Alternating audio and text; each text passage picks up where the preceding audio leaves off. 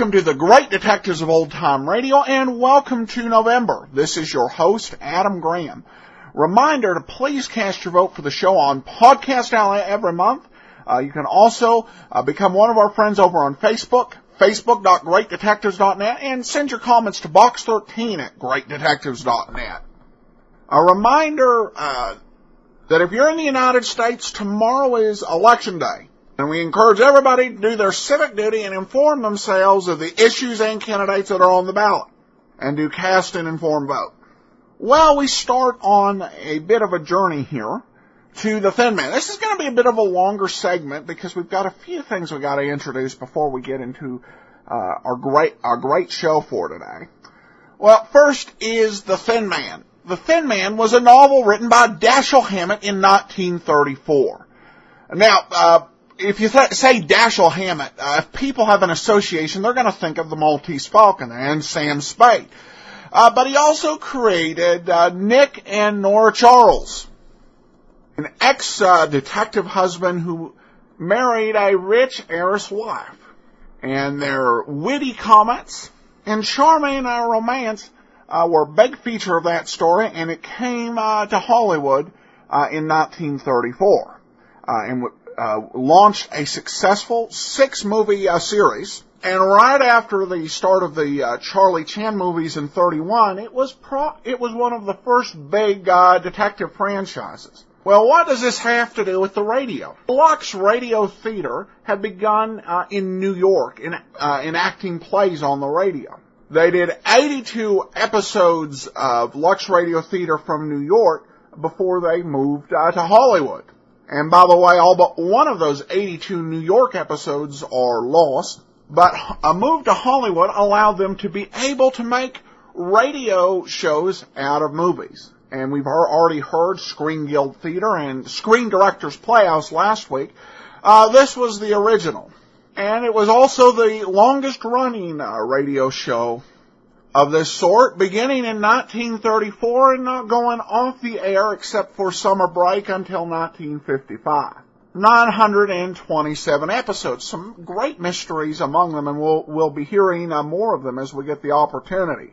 For the Lux Radio Theater presentation, they bring back William Powell and Myrna Loy, who not only appeared together in The Thin Man, but they made another 7 movies between them, or together, I should say, from 1934 to 41.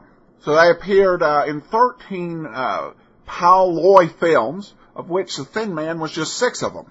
Powell, if you saw the video clip that I sent out over the weekend, which was the trailer to the Thin Man movie, Powell had appeared as that gentleman detective, Philo Vance, in a series of films, so he was no stranger to the detective genre. Well, it's a memorable and very charming performance. If you like this, and you like next week's show, you may want to see the movies on which they were based, and you can do that if you're a member of Netflix. Go to netflix.greatdetectives.net, and they have 5 of the 6 Thin Man films that are available for your viewing pleasure. Just add them to your DVD queue. Well, let's go ahead and we will get into The Thin Man. Hollywood, California, Monday, June 8th.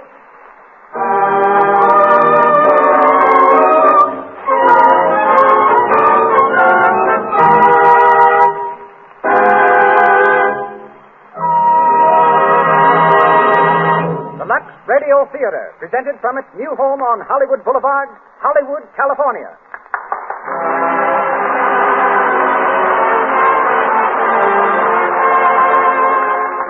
Lux presents Hollywood.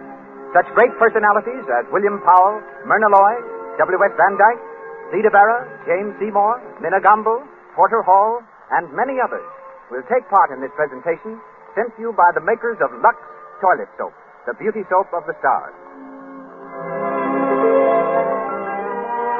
Appearing before a distinguished Hollywood audience, Mr. Powell, Miss Loy, and a cast of 18 great players present the play that has broken box office records from coast to coast, The Thin Man.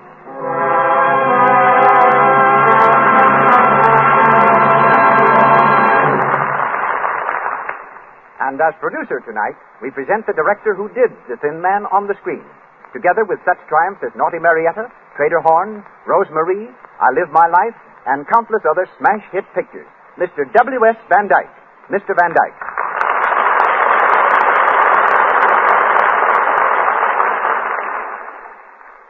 Hello, everybody. Well, it's a great scene at the Lux Radio Theater tonight. In our audience, we have Betty Davis, Jimmy and Lucille Gleason, Bob Armstrong, Ole Olson of Olson and Johnson, Stu Irwin, Jimmy Starr, Daniel Scomulus, Evelyn Venable, Mr. and Mrs. Leon Schlesinger. Maybe it would interest you a little inside information on the show we are doing tonight, The Thin Man, and about William Powell and Myrna Loy, who are going to do it for you. As you know, The Thin Man was a best-selling novel by Dashiell Hammett. Hunt Stromberg, down at the studio, MGM, got a hold of it and brought it to me. Woody said, if you'll make this picture, I'll buy the story. Well, I read it, and while it was a good enough mystery story, there was something else about the book that struck me. Here was something new and fresh and very charming. A romance between a man and his wife. It's a story of a couple of kids that understood each other and had a blessed confidence in each other. Beneath all the casualness and all the wisecracking, there's a lovely, wholesome relationship. Something really deep and sweet and inspiring. Well, we decided to make the picture. Albert Hackett and Francis Goodrich wrote a swell script. William Powell and Myrna Loy played the parts. And how? They played them beautifully, because Powell was just Powell and Loy was just Loy. Both of them wisecracking all the time and clowning right through the picture. I suppose you know that plenty of motion pictures take from 2 months to a year to shoot. We did The Thin Man in 16 days, retakes and all. Of course, it wasn't a pretentious picture. We didn't make it as one. I hate epics. But it is evident that people liked it. It has been very interesting to study out how they could tell this story on the radio. Bill and Myrna have had a lot of fun getting it ready for you, just as they did making the picture. And from the original story, from the original motion picture cast, we have, and are fortunate in having, Minna Gomdo, Porter Hall, William Henry, and Thomas Jackson here tonight. So here we go, with William Powell and Nick Charles, and Myrna Loy as Nora in The Thin Man. Here they come, Bill Powell and Myrna Loy.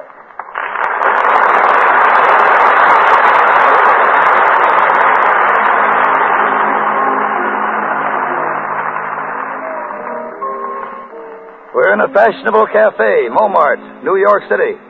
It's Christmas Eve, and the well-appointed dining room is filling rapidly.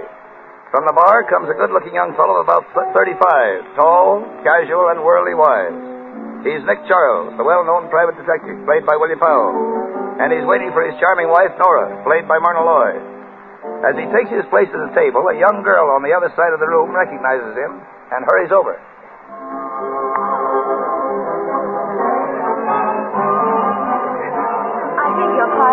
Aren't you Mr. Nick Charles, the detective? Yes, I'm Nick Charles. I thought I recognized you. My name is Dorothy Winans. Oh, yes? How do you do? Do you mind if I sit down for a moment? But I'm expecting my wife in a few minutes. You don't mind explaining your presence to her? Oh, of course. That's my fiancé over there at the other table. Oh, well, that makes everything all right, doesn't it? Sit down. Thank you.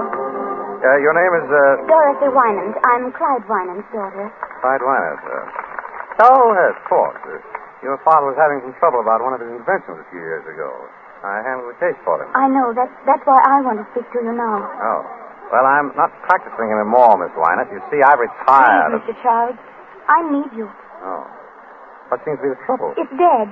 He went away about 3 months ago, and I haven't heard from him. Not a word. I'm worried sick. Oh, I wouldn't if I were you. After all, he's an inventor. He gets an idea he wants to work on. It's only natural that he should hide away somewhere. He's done it before. Yes, but never for 3 months. Did you see him before he left? No. Mr. Macaulay was the only one he spoke to. Well, Macaulay and Julia Wolfe. She's Dad's secretary. Julia Wolfe. Oh, yes, I believe I met her. Macaulay is your father's lawyer, isn't he? Yes. His lawyer and his secretary both speak to him before he leaves, but no one knows where he went. He wouldn't tell them. What about your mother? He wouldn't tell her either? No. Mother and Dad aren't... They haven't seen each other for some time. Oh, I see. Well, I don't know just what I can do for you. Why don't you speak to Macaulay? Maybe he's heard from your father and forgotten to let you know. Oh, well, I'll call him now. That's a girl. Let me know how it turns out, will you? Of course. I'll be back in a few minutes. I'll be here. Madam, you can't bring that dog in here. Dogs aren't allowed. I'm sorry, but I'll be here. Asta, come here, boy. Here. Down, boy, but madam, down. it isn't only your dog. We allowed everyone. Oh, here you are. Asta, Quiet, Asta, quiet. Hello, Nora. I hear you brought the dog. I didn't bring him. He brought me. I think the doorman's mad, Nick. Madam, I'm afraid you'll have to take the dog outside. It's all right, Joe. It's my dog and my wife. You might have mentioned me first. But, Mr. Charles, are you sure that... Of course I'm sure. He's well trained. He'll behave himself. nobody might bite someone? No. Only me, Joe. He only bites me. Yes, he's fussy about what he eats. Go ahead, Joe. I'll be responsible for him. Very well, sir. If you say so. There you are, my dear. See what an influential husband you've got? You do stand in the door, man. Mr. Charles. Oh, yes, Dorothy? May I introduce my fiancé, Andy Reed, Mr. Charles? How do you do? How do you do, sir? Any luck, Dorothy? Yes, he's just around the corner. Your father? No, Mr. McCauley. We're going to see him now. Oh, fine. Nick? Yes, my dear? Oh, I beg your pardon. Miss Wynant, Mr. Reed, my wife. How do you do? I'm sorry we have to rush, but you'll excuse us, Mr. Charles. Of course. We're to Normandy for a couple of weeks. Why don't you drop around? Thanks, we will. Goodbye. Goodbye. Goodbye, sir. Goodbye, Mrs. Charles. Goodbye. Pretty girl. You like blonde? You got tight? Only you, darling. Lanky brunettes with wicked jaws. Who is she? Dorothy Wynant, daughter of Clyde Wynant. I worked on a case for her father. Some nut wanted to kill him. Charming. What's the matter now? Wynant disappeared.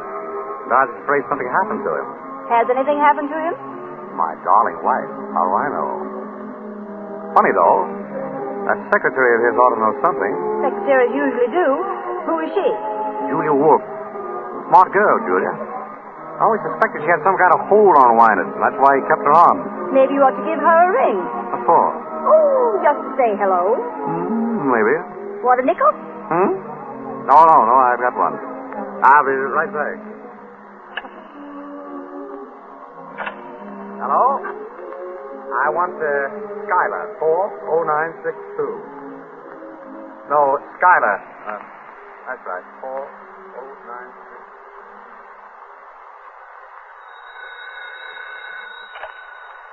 Hello? Yes, Julie Wolf speaking. Who? Oh, hello, Mr. Charles. Yes? What was it you wanted to... Oh, no, I don't. He didn't tell me. Not a word. I'm sorry. Well, that's all right. Goodbye. Morelli. Coming. Well, who was that? Nick Charles. The detective? He wanted to know where Wynant was. Oh, yeah? Why? He didn't say. Did anyone see Wynant come here that night? The night you and him had the scrap? I don't know. Oh, no? Well, I guess I'll scram. Wait a minute, Morelli. Where are you going? Oh, taking a little stroll, that's all. If Nick Charles is going to pop up around here, I want to be far away when he does. Ah, don't be a fool, Morelli. Fool, huh? Hey, listen, sister, I got a record 9-inch and to come face to face with no dick. Sit down, Morelli. You need money, don't you? Yeah. What about it? You got some? Plenty.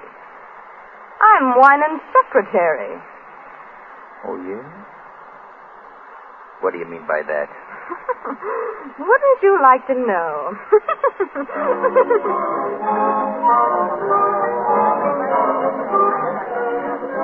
Your friends here serve good dinners, Nick. All right. You still didn't tell me what Julia Wolf had to say. Nothing. She didn't know where he was, that's all. Finished? Finished. Let's get out. We'll grab a cab and get back to the hotel. Ready and willing. Where's my purse? Come on, Esther. Joe, call me cab.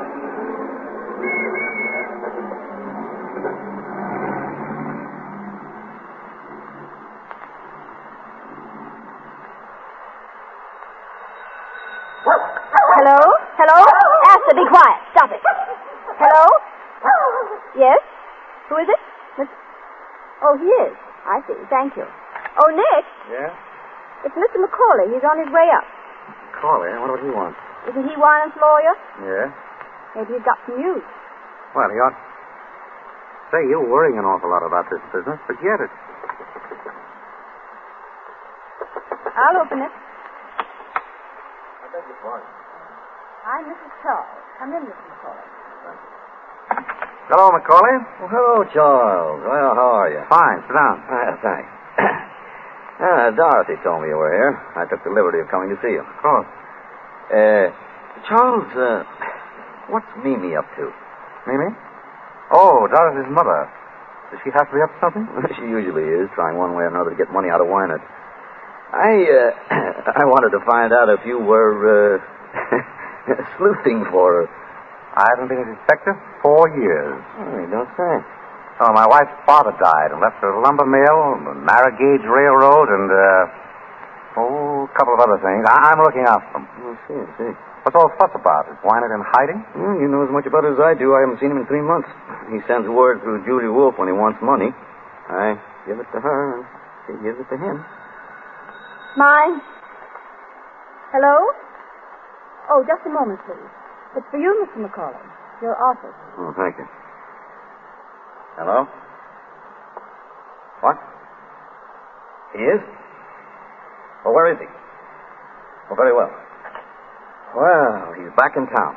Mr. Wynant? Yes, thank heaven. He's waiting for me now. Well, I've got to rush. I'll tell you, it's no joke working for a man like that.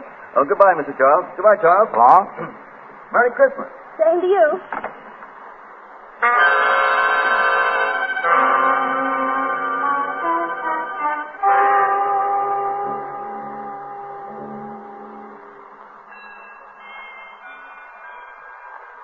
$11:30.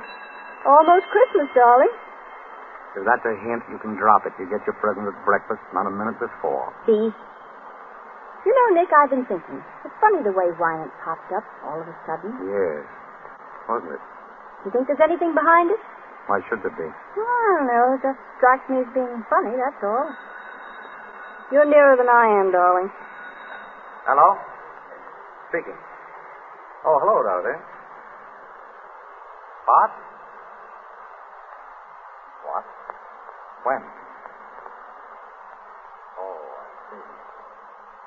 Well, yes, of course I'll be here. What is it, darling? Darling, what is it? Julia Wolfe has just been murdered.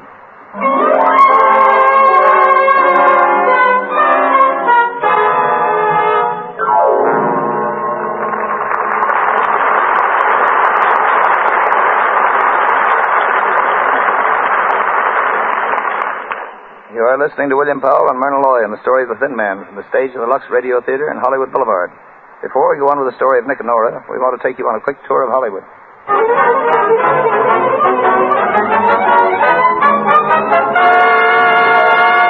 Lobby of the Hotel Roosevelt, where stars and newcomers gather. A young actress just breaking into pictures is telling her friend of her success. Well, there's one thing. I've got one of the best managers in Hollywood, and that means a lot. Oh, but the rules he's laid down for me. Gee, what do you mean, rules? Well, you'd think I was going into training for the Olympics. I've got to lose 5 pounds. I've got to take lessons in singing and diction, and of course my complexion's got to be perfect. I've got to be more careful than ever not to get little blemishes or enlarged pores and what they call cosmetic skin.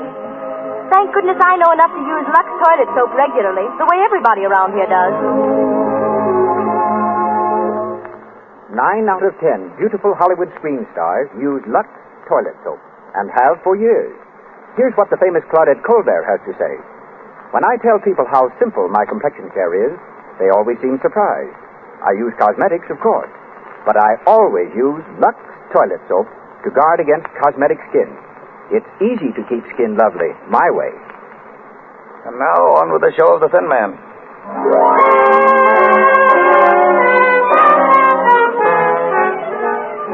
An hour has gone by since Nick heard about the murder of Julia Wolfe.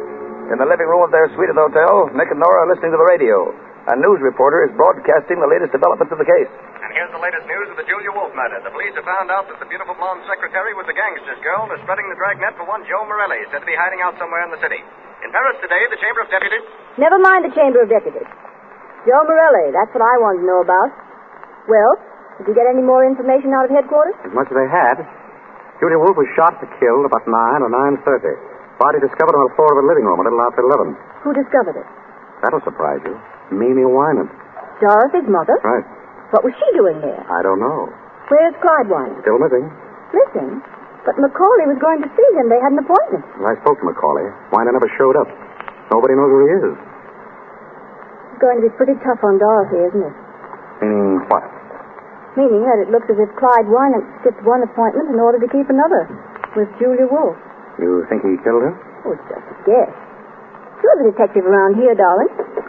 Oh, that's Dorothy. She said you wanted to see me. Well, come in, Dorothy. Thank you. Is anyone here? That's Nora. Have a seat. Oh. Hello, Dorothy. I'm sorry for breaking in on you like this. Oh, that's all right. We're used to it. Anything wrong? Julia Wolfe is dead. Yes, we know that. Here's the gun she was shot with. What are you trying to tell me? That you did it? Yes. I hated her. She kept me from seeing my father. I went down there to ask her where he was. She wouldn't tell me. I shot her. Where did you hit her? Why, in the heart. Pretty good shot you are. What did she do? She fell down. Did she make any sound? Didn't scream? I don't know. Which way did she fall? She fell over backwards. Oh, yes? People fall toward a shot, you know, not back from it. I knew you were lying. Oh. All right, come on, now, brace up. Where did you get this gun? I bought it in a pawn shop. I thought so. Why did you say you did it? Whom are you trying to shield? Oh, please, don't ask me. You got to tell me. Nick, let me handle this, will you? Dorothy, look at me. Nick is trying to help you. Why don't you help him? You were trying to shield your mother, weren't you? No. Your father, then. Dorothy. Yes. My father. Why do you think he did it? Mother was the first one to find Julia Wolfe. She saw something in Julia's hand and she took it. What was it? A watch chain. It belonged to my father. So you think your father did it? I don't know. Did your mother turn the chain over to the police? No, she kept it. She didn't tell them anything about it. But she showed it to you? Yes. Why did your mother go to Julia Wolfe's apartment in the first place? She went to ask for money. Oh, money again, huh? Yes? Oh, have them come up, please. Who is it? Dorothy, I wonder if you'd mind waiting in the bedroom. Of course. It'll be only a minute. Well, Nick? It's Mimi Wyman. Alone? She's never alone. Dorothy's brother is with her. Screwy college kid. And, some guy by the name of Chris Jorgensen. Jorgensen? Who's he? Macaulay told me about him. A hanger-on type. I think he's after Mimi's dough. But she hasn't any. Maybe that's why she wanted to get some from Julia. I'll take it. Hello. Nick, how are you? Fine. Come in, Mimi. Thank you, Nick. This is my son, Gilbert. How are you? Very well, thank you. And Mr. Chris Jorgensen. He's an old friend of mine. How do you do? How do you do? Sit down. Sit down. My wife. How do you do? Mrs. Wynant, Gilbert Wynant, and Mr. Jorgensen. How do you do? Well, Mimi? Nick, I've never been in such a state in my life.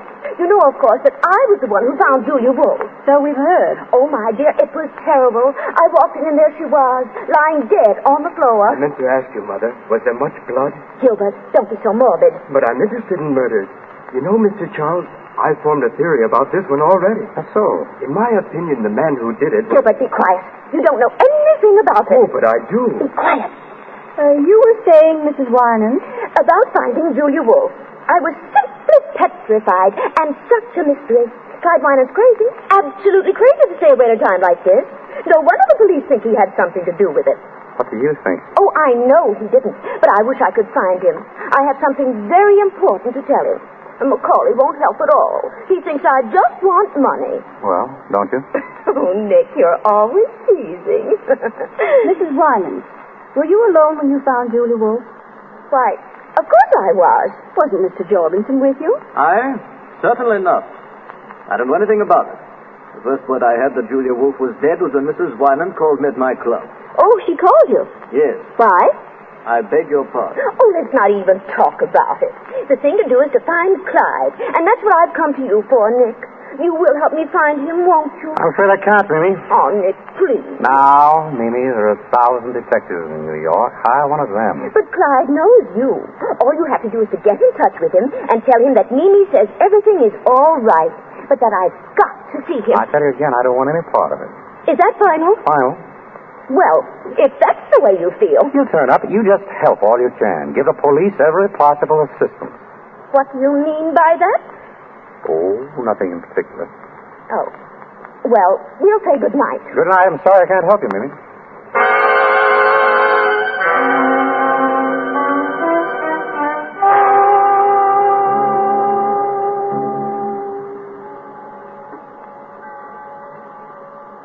Hello. Is this the Normandy Hotel? I want to speak to Mr. Charles.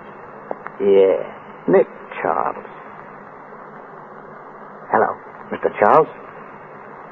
Say, I'm sorry I woke you up. But, Mr. Charles, I'd like to lay a proposition before you. It's about the murder of Julia Wolf. Well, what's the difference who I am?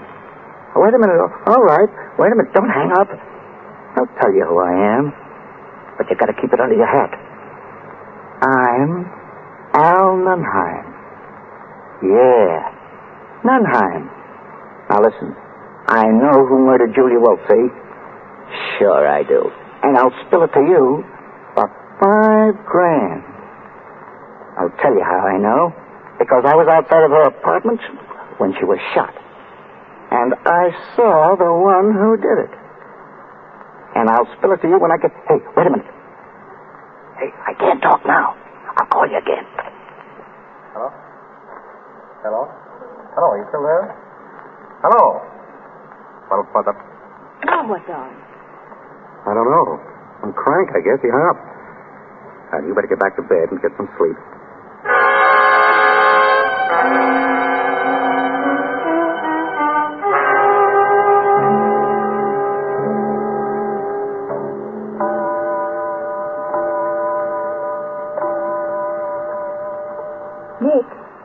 Nick, are you asleep?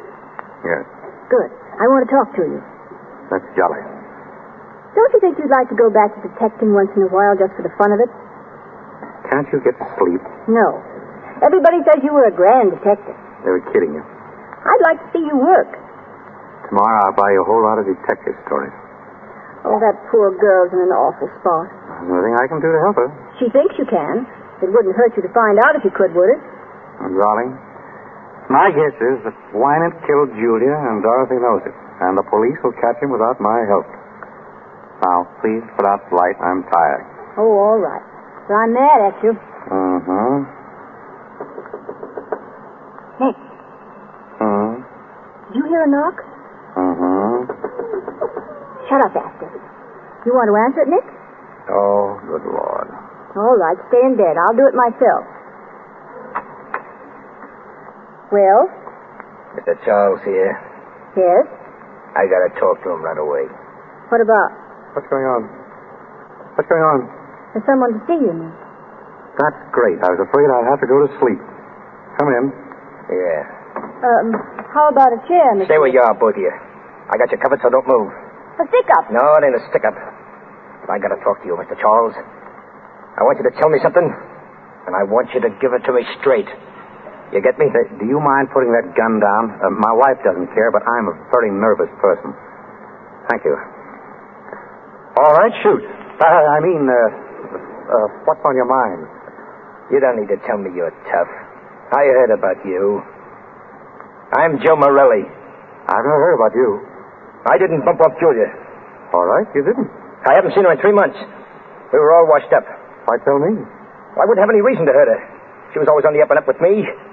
But that dirty little rat Nunheim, well, he got sore because she liked me and hated him. So he put the finger on me. That's all right, swell, brother, only you're peddling your fish in the wrong market. I've got nothing to do with it. Now, listen. The boys used to say that you were okay, a square guy. Now, that's why I'm here. What's the law doing to me? Do they think I did it? Or is it just something else to pin on me? I'd tell you if I knew, but I'm not in on this. Ask the police. Now, that'd be very smart. The boys would love to have me come in and ask questions. They'd like it right down to the end of their blackjacks. Now, I came to you on the level. The boys say you're on the level. Be on the level. I'm on the level. If I knew anything, I'd... Who's that? I don't know. This is your party. Open up. Open up. This is the police. The police? Dirty two-timer. Look out, Nora. Oh! Give me that gun. You rat, I'll show you. Drop that gun. Drop it. You'll double cross me, will you? Come on, drop it. Give it to me. Give me the gun. Grab it. Grab it. Let me go. Let me go, I said. I'll take that gun. Thanks, officer. You almost had me. Get some water, Joe. Nora. Are you all right, Nora? I'm Inspector Gill of the Homicide Squad. You're in a good place, Inspector. Who's that woman on the floor? My wife. This guy shoot her? No, he tried to shoot me. I socked her in the jaw to get her out of the line of fire. I guess I hit her too hard. Nora. Oh. Look at me, Nora. Are you all right, darling? Oh. You darn fool. You didn't have to knock me out. I knew you'd take him, but I wanted to see you do it. She's all right. Okay, Slattery. Take Morelli downstairs. Come on, don't push. I said don't. How'd you people have to pop in, Inspector? We hear this is getting to be a sort of a meeting place for the Winans family. So we figured we'd stick around in case the old man himself shows up. Then we seen Morelli sneak in, and we decided to come up. And it was pretty lucky for you, too. Yeah. Morelli a friend of yours? I never saw him before. What's he want of you? Wanted to tell me he didn't kill Julia Wolf. What's that to you? Nothing. What did he think it was to you? Ask him. I don't know. I'm asking you. Keep on asking. Oh, so you're going to keep mum, huh? All right, Mr. Charles. I won't bother you tonight, but I'll be in tomorrow morning, and I'll have plenty of things to ask. Good night. Thank you, Inspector Gill. Next time you come, try to stay longer.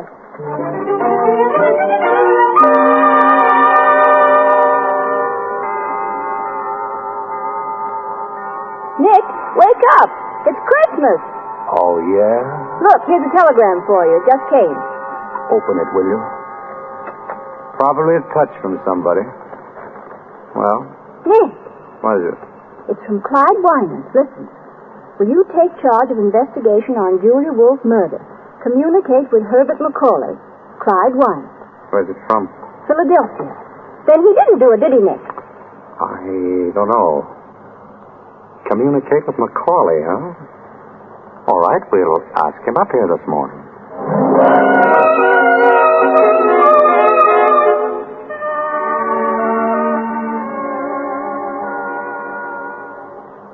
There you are, McCauley. What do you think? He wants you to handle the case. Yes. Oh. Well, what are the chances of you doing it? Slim. Oh, please, Nick. Quiet, dear. I wish you would, Mr. Charles. Would it help any if I could persuade him to meet you? You might. I had word from Wynant myself last night. He gave me a code message to insert in the newspapers in case I wanted to get in touch with him. It wouldn't do any harm to put it in. I'm sure you could clear this up. Oh, Wynant will only come back. It doesn't look well he's staying away at a time like this. Yes? Oh, just a minute. For you, Mr. McCauley. Police Department. Police Department? Hello? Where? In Allentown. Yes. Well, when's the next train? Right. I'll get that. Well? Wynant's tried to commit suicide. They want him to go down and identify him. Well, I guess this changes the whole story, doesn't it? That looks like an admission of guilt. I had such hopes. I thought if you got on this case...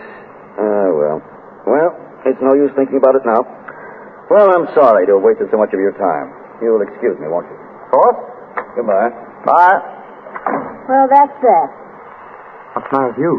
Oh, the mystery's all gone. And I wanted you to find out who did it. Maybe I will. But Winans. I don't believe he did it. Why don't you? No reason. That's fun. But I'm going to find out. Come on, Dr. Watson. We're going places. I want to speak to Inspector Gill.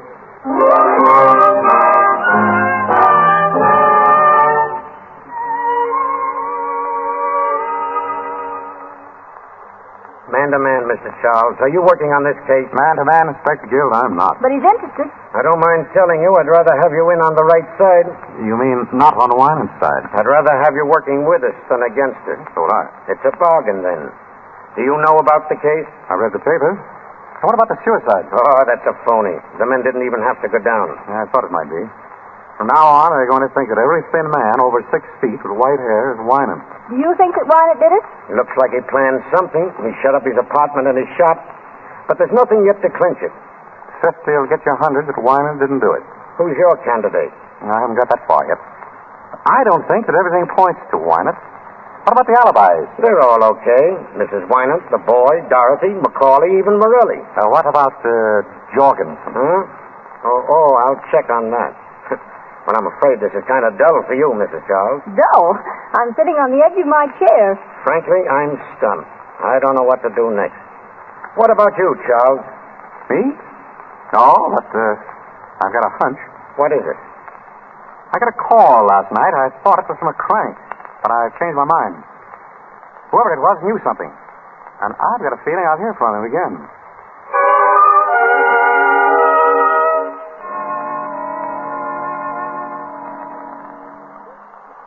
What time is it? Almost 10. Still waiting to hear from the crank? And how? Here, give me that quick. Hello? Yes? Yes? This is Nick Charles? Who? Can't hear you. I said I can't hear you. You have to speak louder. I can't speak any louder. Say, this is Al Nunheim again. You know, I called you last night. Hey, listen. Are you still interested in that proposition? Yeah, huh? All right, then. Now, here's the dope. And get this straight. The man who killed Julia Wolf...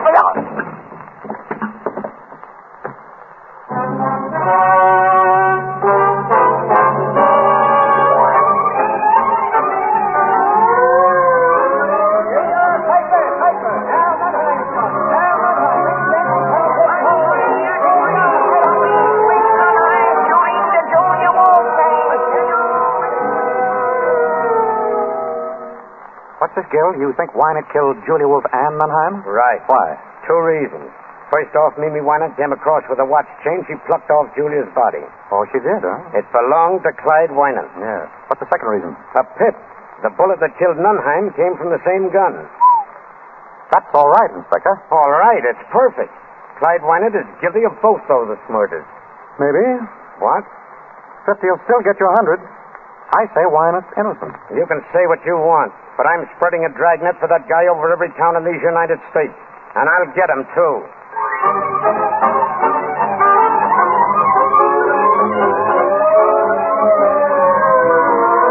Calling all cars, cover all roads leaving city. Pick up Clyde Wynant, tall, thin man, last seen wearing dark blue suit. Clyde Wynant. Do you think they'll find him, Nick? He must be in New York. Probably is. Oh, it's getting me down. I saw Dorothy today. Yeah? What? She's broken off her engagement. What for? Oh, don't ask me. She was a little hysterical. Something about not wanting to ruin her fiancé's life. Daughter of a murderer and all that. Oh, poor kid. Well, see you later, darling. Where do you think you're going? I'm going to take out for a walk. He's just been for a walk. We're going sightseeing, aren't we, Esther? Nick, what are you up to? I've got a hunch. I'm going down to look at Wynant's shop. I want to find out why it's closed. Well, why shouldn't he close it? He went away. He went away lots of times when I knew him, but he never closed his shop. I've got a hunch something's up. You mean he might be hiding there? I don't know, but this thing's got my goat. I've got to find out. Nick, I won't have you going down there at this hour of the night. He's a crazy man. He might kill you. It'll be all right. I've got Asta to protect me. All right, go on. Go on. See if I care. But it's a dirty trick bringing me all the way from New York just to make me a widow. You wouldn't be a widow long. You bet I wouldn't. Not with all your money. You dog. Goodbye, darling. Nicky, take care of yourself, won't you? Sure I will. Don't say it that way. Say it as if you meant it. Why, I believe the little woman cares. I don't care. I'm just used to you, that's all. Sure. So long, darling. Come on, Asta. Go on, go on. Goodbye.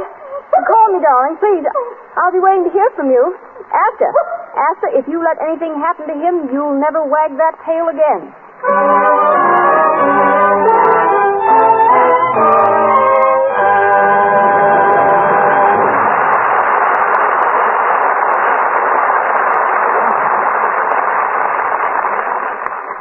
You're listening to the Lux Radio Theater's production of The Thin Man, starring William Powell and Myrna Loy, with the music under the direction of Louis Silvers. This is W.S. Van Dyke speaking.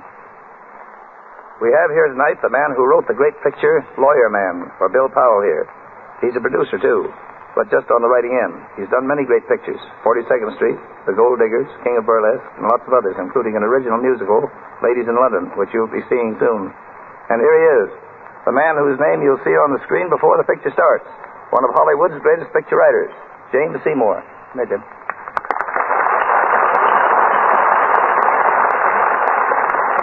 Thanks, Woody. I've been a movie writer for 10 years. That's the first kind word anybody has said to me. Listen, Jim, the average person thinks a movie writer is a fellow that sits by himself at a typewriter, hammers out a lot of dialogue, and hands it in. Would you like to correct that impression? I certainly would. Nobody works alone and by himself to make a picture. It's a matter of constant cooperation between producer, director, technician, actors, and the writers. Some of the best story ideas come out of the conferences. Jim, how many writers would you say there are on an average picture? Plenty. Believe it or not, I've seen pictures where there were more writers than actors. If all the people who contributed to the story got screen credit, it would look like a page from the telephone directory. You've written on both the stage and screen, Jim. Tell the folks how they're different. Well, pictures have less talk, but they tell more in less time. Like concentrated foods, all the good and none of the waste. In the theater, everything must be brought to the audience. On the screen, you take your audience wherever the camera can go. And here's another important point that comes right back to your Lux Radio Theater. On the stage, the star just enters. But on the screen, she's introduced with a big close-up. A picture of the star's face many times larger than life-size. Every time a movie star's complexion is mentioned in this Lux Radio Theater, I think of those close-ups. Those stars just have to be beautiful. And they found that Lux toilet soap helps them look their best. Producers know it, too. And that's why it's the official soap in all the great studios in Hollywood. Right, Woody? Right on the nose, Jim. Thanks for coming over. Thanks for asking me. Good night. Good night, Jim.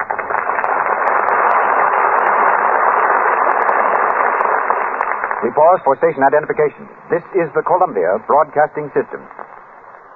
The Thin Man.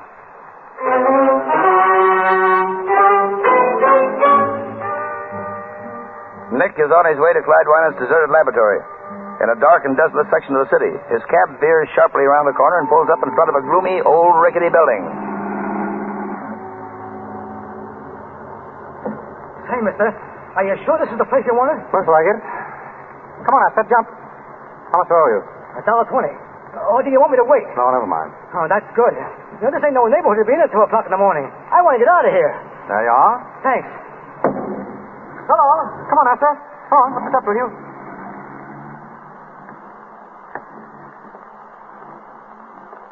Hello. Nora, what are you doing here? I beat you down. I want to go with you, Nick. Now, listen. No. You're not going in that place alone, and that settles it. Now get out that skeleton key of yours and open that door. I'm here to stay. All right, come on. Ted. Darling. Nice neighborhood Winans picked out for his laboratory. I can almost hear the chains rattling. Do you believe in ghosts, Nicky? There we are. Come in. Quiet. Nick, it's dark in here. I've got a flashlight. We'd like to close the door. Asta, shut up. Go on, Nora. Which way? Straight ahead. Till we get the layout of the place. Looks awfully big to me.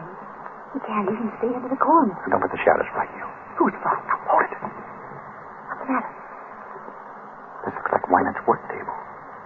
More like a slab in a morgue. Look, Nick. There's a cement floor all around. Yeah, there's probably a lot of weight goes on that table. Come on. Where to now? There's an old desk over there on the wall. I want to take a look at it. What do you expect to find? Darling, if I knew what I'd find, I wouldn't be... Nick. What's it, Nick? There's a loose board, I guess. It sounds like somebody was walking over that way. Oh, just your imagination. There's no one in here but us. No. What about Wyman? This is his workshop. Why couldn't he be hiding out here? What's that? Asta. Asta, come here. He's scratching on the cement around the work table. Asta. Stop it. Stop it. Did you hear what I said, Asta? Nick, look at him. He's after something. I've seen him scratch the ground like that when he was looking for... Asta. Asta. Nora, look. Look at this. New cement. Listen. Nick. It's hollow. I wonder if I could find something to dig it up. There's an iron bar on the table. I just saw it. Here it is. Ah, good. Now, if I just knock a hole in that cement, we'll find out what's under there. Hey, Nick, I'm scared. Asta, quiet. Get the key away, Nora. Asta, come here. Once more. Look. There she goes. I'm through the cement. Nick. Asta, get away from there. Get away. Nick, what is it? What's he after? We must get Inspector Gill here. What's under there? A body. Must have been there for weeks. Oh, Nick.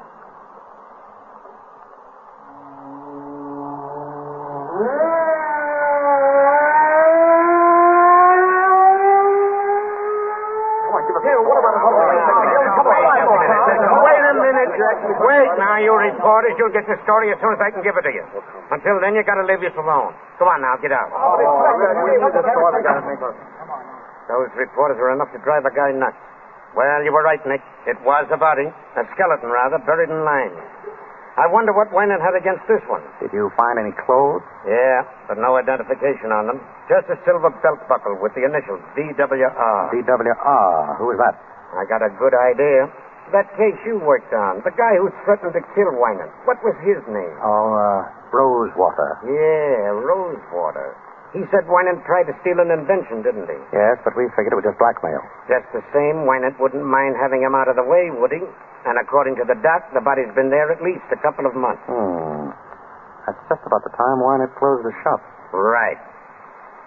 Did you put the skeleton under the fluoroscope yet? Half an hour ago, we found the bullet he was killed with and something in the leg bone. An old piece of shrapnel. Shrapnel? Yeah. Why? Shrapnel in the leg bone. He probably limped. What do you mean? Oh, nothing. Well, so long, Inspector. I'm going to pick up my wife, take her home. It's been a long night. So long. Give her my best, will you? Right.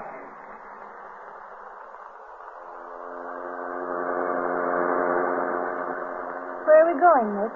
Back to the hotel, my sweet. Pack our bags and take a nice trip somewhere. A trip? Oh, no. My soul, woman, I gave you 3 murders and you aren't satisfied. I want you to stay and find Wynant. I did find him. What do you mean? He was down in the shop. Nick. It was his body that was buried there. Wynant's body? Yeah. But they all said it was Rosewater. Oh, that's what they think. What makes you so sure it's Wynant's body? Several things. The clothes, for instance. They were carefully preserved. And the body was just as carefully destroyed. The person that killed him counted on one thing, that all skeletons look alike. Well, don't they? Sure. But I remember that Wynant had some shrapnel in his shin. They found it under the fluoroscope. How long has he been dead? A couple of months, anyway. Then he couldn't have committed those other murders. Smart girl. Wynant dead. Does Dorothy know? No, nobody but you. I didn't even tell Gil. Why not? I want to lie low till I get the whole dope. I don't want to go off half-cocked. What are you going to do? I'm going to get the real murderer. I've got an idea. Want to see me take him? Yes. You got a nice evening dress? Oh, I've got a Lulu. What? I'm going to give a party, a dinner party. Everything from Russian caviar to camembert cheese, an orchestra behind the palms, subdued lighting. What is this? And I'm going to invite all of the suspects. The suspects? They won't come. Oh, they'll come. I'll have Gil issue the invitation. Nick, who's going to be there? Everybody. You, me, Dorothy, Eric's fiancé, His name's Andy. Right. Macaulay, Mimi, Gilbert, Jorgensen, and Morelli. Oh, darling, what a lovely party.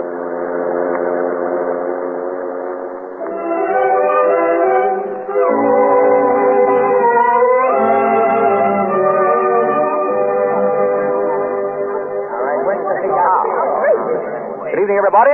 Mr. Charles, what is the meaning of this? The meaning of what, Mimi? Why were we all rounded up like common criminals and brought to the sitter? To eat, Mimi, and talk. Will everyone please be seated? Dorothy here. Thank you. Andy, next to her, please. Oh, but Mr. Charles, Please. Very well. Mimi on the other side of Andy. Mr. Jorgensen over there, please. Very kind, Mr. Charles. Not at all. Mr. Macaulay next. Of course. Morelli? What? Right where you are. Now, say, listen. Sit down. And Gilbert, you can sit just opposite Mama. Mr. Charles, I have a theory. We'll listen to it later. Inspector Guild, you and your men will stand by the door, please. Sure. Fine. Now, Nora, if you'll sit here by me. Delighted, Mr. Charles. Pleasure, Mrs. Charles. Now, we're all ready to begin. Will you please pass the celery, Mrs. Wynant? No, I will not. I demand to know why we are here. Before dinner? All right. I've got some important news. I've seen Wynant. You, Papa? Certainly, I mean it. That's nothing. I saw him myself. Yes, Mimi? When? Last night. He came to see me in my apartment. Oh, did he? What did he say? He didn't say very much. You want to know how I was and how the children were. I'm afraid you're lying, Mimi. You see, I really did see Wynant last night. Are you kidding? No. Why didn't you tell me? Why didn't you hold him? Because I found out for certain that he didn't commit the murders. You know that's ridiculous. Now, wait a minute. Let him have his say. Thank you. Morelli, you knew Julia. Was she jipping Wynant? Taking dough on the sly? Well, she don't say she is, but I figure she is, yeah. Thank you. Now I'll tell you why I know Wynant didn't commit those murders. To 3 months ago, Wynant found out that Julia was cheating him and was splitting with some man. He went to find the man, and he did. That man was desperate. He knew that he was caught dead to rights. And at prison, staring him in the face, he took the only way out. He killed Wynant. Oh. Terrible to tell you this way, Dorothy, but your father's dead. Dead. He's been dead for 3 months. Dead. Oh. Oh, darling, don't cry, please. Oh, I know it's terrible, but isn't it really better this way? Oh, Andy. Andy. You'd better take her home, Andy. Yes, of course. Come on, darling. Let them out, Inspector. Oh, open up. Oh, don't cry, darling, please. It'll be all right now. Oh, This is absurd. How can Clyde be dead? You said yourself you saw him last night. So I did. I saw him lying buried in his shop. You mean that body? Was Wynant. Perfectly absurd. And the murderer is right here in this room tonight. He's sitting at this table. Huh? Who is it? I don't know. But I thought if we all had a little get-together, we might be able to find out. I'll tell you as much as I know. This murderer is a very clever man. He planned the whole thing beautifully. After he killed Wynant, he wired Macaulay, using Wynant's name, and told him to shut up the shop. Then he took Wynant's body and buried it in the shop with another man's clothes to throw us off the track. He even put a belt buckle with an R on it, hoping that we'd think it was Rosewater, an old enemy of Wynant's who dropped out of sight years ago. Morelli. Yes? Would you mind holding your knife the other way? You're worrying Gilbert. Oh, all right. Nick, if that knife is missing, I'll look for it in your bag. I'll help you look. Well, after our hero had killed Wynant, he got a brilliant idea. He realized that he and Julia could still collect money. Wynant was supposed to be on a trip. No one knew where. So our dinner guests wrote letters to Macaulay, signing Wynant's name, so that Macaulay would continue to send the money to Julia. He even telephoned Macaulay. Do you remember Macaulay? The first day that you came to see me. He telephoned that he was in town. Well, it must have been Wynant. I should have known if it weren't his voice. Oh, he was clever about that. He called when you were out. Now, that same afternoon, Julia telephoned him. She said that you were coming, Mimi, to ask about Wynant. He got terrified. He was afraid that Julia would break down and tell. So he went to Julia and killed her. And left Wynant's watch chain in her hand. Mimi, what did you tell me about that morning? If I ever get... I don't know. The guy that did that to Julia, It makes sense. I hope you're well. Quiet, please. His plan was still working beautifully. The only hitch was a man named Nunheim who had found out something. So our hero bumped him off, too. But our hero overlooked just one item. The telegrams, wires, and telephones were all very well, but no one had seen Wynant. So the murderer picked on poor Mimi here to strengthen his case. Mimi is the only one at this table who can tell us who the real murderer is. Mimi? Who was it told you to say you'd seen Wynant? Nobody told me. I did see him. What did he pay you, Mimi, to stick to that story? It isn't a story. It's true. I did see Wynant. He's not dead. You're lying, Mimi. But then you'd do anything for money. You're getting a good price for saying you saw Wynant. I'm not going to stay here and be insulted. Sit down. You're getting a good price, Mimi. But don't forget this. 2 other people were in with him on this deal. Julia and Nunheim. When he thought they might spill something, he bumped them off.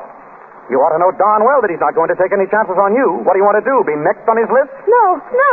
And who is he? Who paid you that money? Macaulay. Macaulay, you dirty little... I think that'll hold him. Oh, boy, what a wallop. Hey, nice work, Mr. Charles. There's your man, Inspector. Mr. Macaulay. I can't believe it. What do you want me to do, wrap him up in cellophane? Pick him up and get him out of here. Come on, boys. Grab him. Let me get a hand of him. Yes, you took him. I knew you would. Yeah, another case like this, and I'll have been a prize fighter. Oh, Nicky, you're grand. You're glorious. I'll bet you say that to all the boys.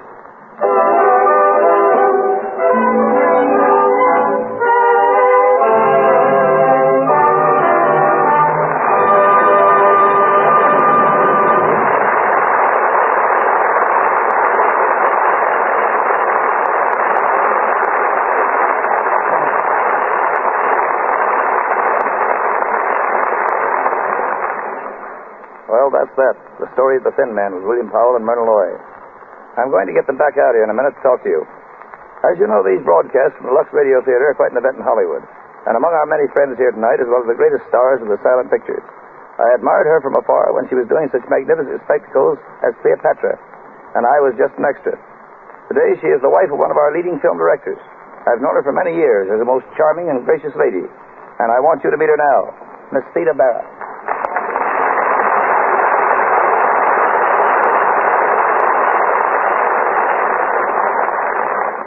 Thank you, Woody. Our Hollywood entertainment has certainly developed amazingly since I was making pictures. Yes, everything's different now. As you and I know, before pictures grew up and started to talk, we had to translate all emotion into pantomime. Oh, you may think you have trouble today, but do you remember the difficulties we had working with a split screen? We had to express jealousy, hate, love, or devotion, all in pantomime, and at the same time keep pace as the director guided us with a 1, 2, 3, 4, just as a metronome guides a pianist. Pantomime has always been one of the greatest of arts. And may I say, Miss Barra, I've always thought that you were one of the greatest masters of that art. Oh, you're very kind, Woody. We worked awfully hard making those pictures. For instance, in making Cleopatra, we had no research department at the studio. I worked myself for months with the curator of Egyptology at the Metropolitan Museum in New York. It was great fun, though. I understand, Miss Barra, you're going to make some radio appearances. Yes, I am. And I'm also going to do some motion picture work. No, that's good news. I'm considering an offer now, running through scripts and ideas. Oh, I just hope everyone will be as happy about another Theda Barra picture as I am. The public has been very good to me in the past. And I know they'll be awfully glad to see you again. I'm sure it'll be a great thrill not only seeing you, but hearing your voice. Thanks, Miss Barra, for joining us tonight. I'm glad I could. Good night.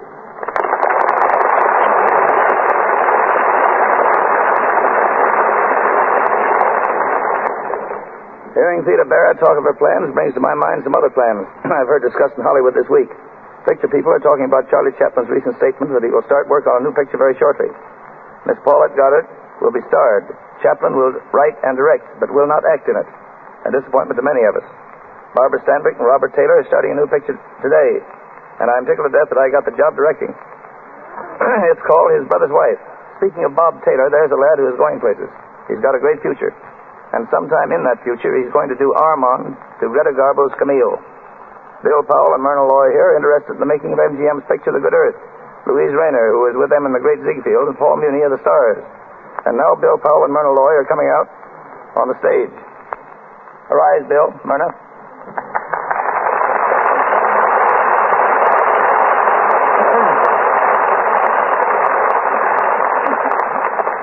Kid, you did a great show. You're really marvelous.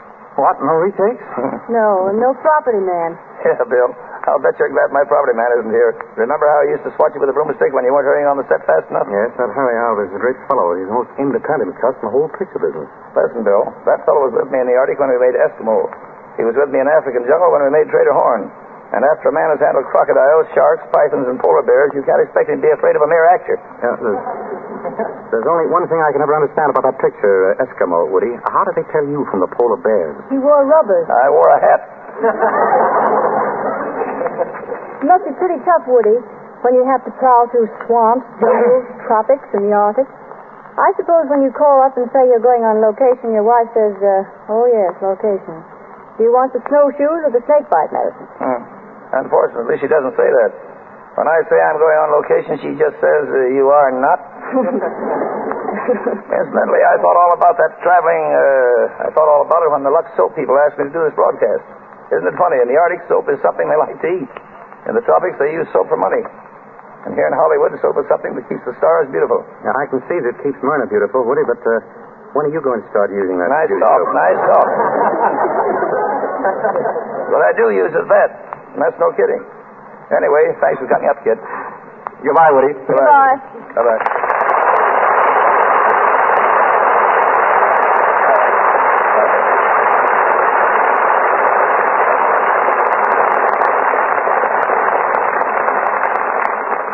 Before I tell you about next week's show, I'm going to ask our announcer, Mr. Rick, to tell you more about the cast and about Hollywood studios who are cooperating with us. Our cast of characters tonight: Nick, William Powell; Nora, Myrna Loy; Mimi, Minna Gamble; Macaulay, Porter Hall; Dorothy, Barbara Luddy; Gilbert, William Henry; Chris Jorgensen, Brett Morrison; Julia Wolfe, Margaret Brayton; Inspector Guild, Thomas Jackson; Morelli, Wally Mayer; Nunheim, Ernie Adams.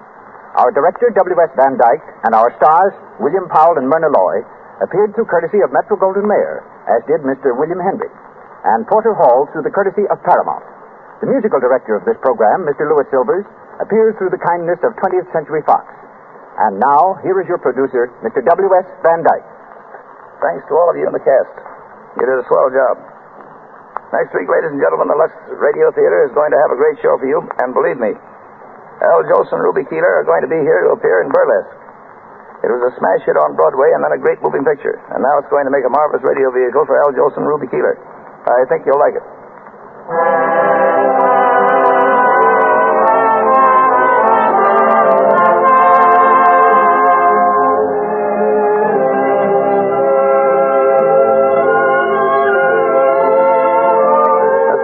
B. DeMille will return to the Lux Radio Theater in time to produce Burlesque. And you know he'll give you a great show. I've enjoyed being with you all, and good night.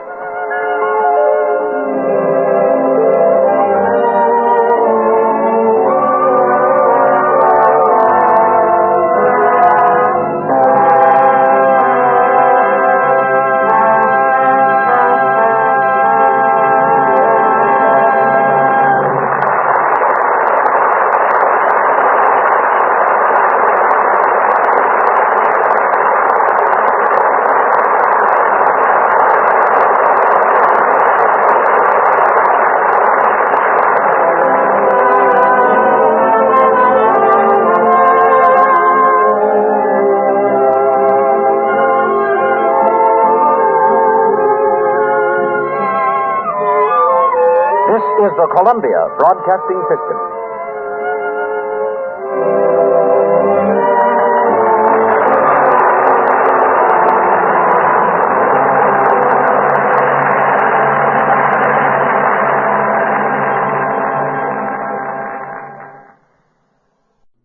Welcome back. Love the Lux Radio Theater. There's so many extra bits. Commercials are definitely period and give some perspective on Hollywood, but Lux always does a little bit extra, or usually does, with that guest interview with the lady who had been in the silent films. So it's kind of a slice of life there. Powell and Lloyd, just very charming, well done mystery story. It's one of the, coming from 1936, it's one of the earliest shows that we will be doing here on Great Detectives. So well done. But we will actually be back with another episode of the Lux Radio Theater because of the popularity of the sequels. They went ahead and they did another Thin Man movie for the Lux Theater, one of the rare instances in which they would do a sequel. By the way, because of the series being named The Thin Man and the subsequent movies, it's a somewhat common misconception that Nick Charles was the Thin Man. Really, he wasn't. The Thin Man was the missing inventor. But it just stuck for the continuity of the movie titles. Got one comment here, and then we will be done. Roy says, love the podcasts. Keep them up. Have all from iTunes as you post them. Well, I hope you enjoyed this, and I hope you enjoy this hour special. We'll be back next week with another episode of the Lux Radio Theater featuring another Thin Man movie, and then we'll be getting into the Thin Man series. Join us tomorrow for Father Brown. From Boise, Idaho, this is your host, Adam Graham, signing off.